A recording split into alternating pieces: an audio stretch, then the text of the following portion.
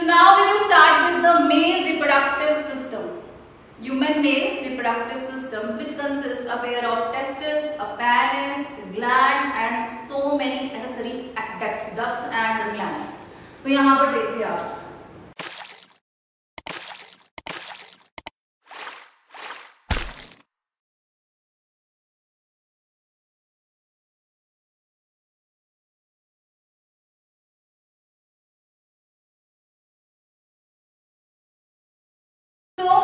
we are studying human male reproductive system. ये देखो basic structure है जिसमें क्या शो किया गया है बेटा. There are a pair of testes. These are a pair of testes. और testes कहाँ होते हैं बेटा? ह्यूमन बॉडी के बाहर.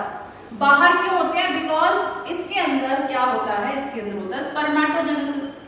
और स्पर्मेटोजेनेसिस को जो टेम्परेचर चाहिए वो ह्यूमन बॉडी से 2 से 2.5 डिग्री सेल्सियस टेम्परेचर कम चाहिए. इसलिए ये बॉडी के बाहर प्रेजेंट होती है. ये जो टेस्टिस है बेटा ये बैग में प्रेजेंट है जिस बैग का नाम है स्क्रोटम. ठीक है. ये स्क्रोटम इसको टेम्परेचर मेंटेन करने के अंदर हेल्प कर रही है. इसके बाद आप देखो यहाँ पर अंदर, तो यहाँ पर क्या प्रेजेंट है बेटा? Seminiferous tubule. There are so many seminiferous tubules that are present in the testis.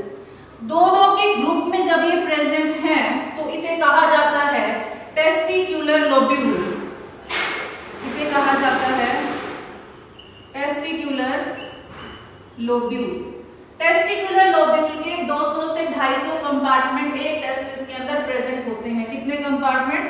200 से 250 कंपार्टमेंट. ठीक है. टेस्टिक्युलर लोब्यूल्स से जो ट्यूब्स निकलेंगी बेटा, डक्ट्स निकलेंगी, उसे कहा जाएगा रीटे टेस्टिस. क्या कहा जाएगा? रीटे टेस्टिस. रीटे टेस्टिस जहां पर आगे और ज्वाइन हो जाए उसे कहा जाता है बेटा वास एफरेंशिया. क्या कहा जाता है?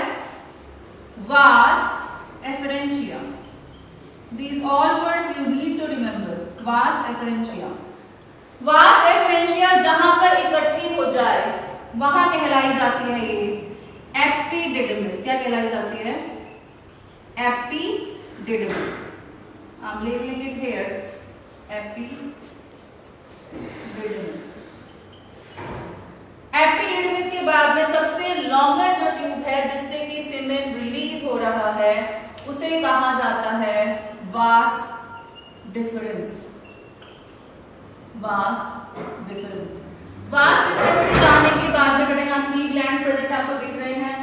सबसे पहले वाले ग्लैंड का नाम है सेमिनल वेसिकल. उसके बाद दूसरे वाले ग्लैंड का नाम है प्रोस्टेट ग्लैंड. और तीसरे वाले का नाम है बेटा बल्बोयूरेथ्रल ग्लैंड.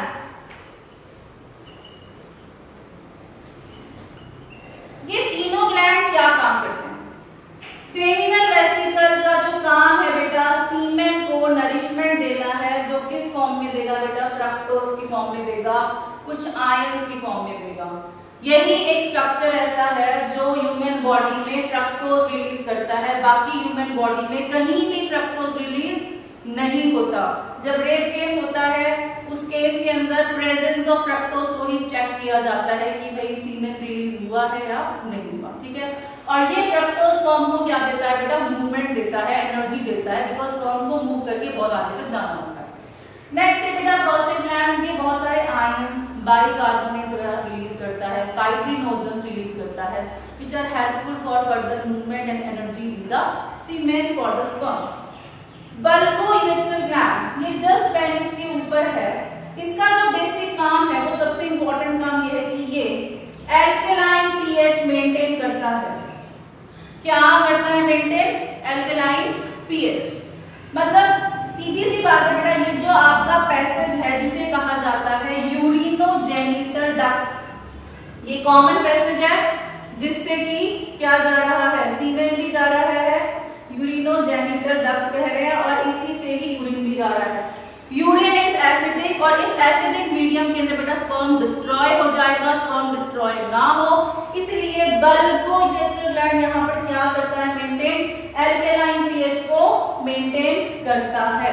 अब जो यहाँ पर जब ये ट्यूब पास ऑन हो रही है, इतने हिस्से में ट्यूब को कहा जाता है इजैकुलेटरी डक्ट।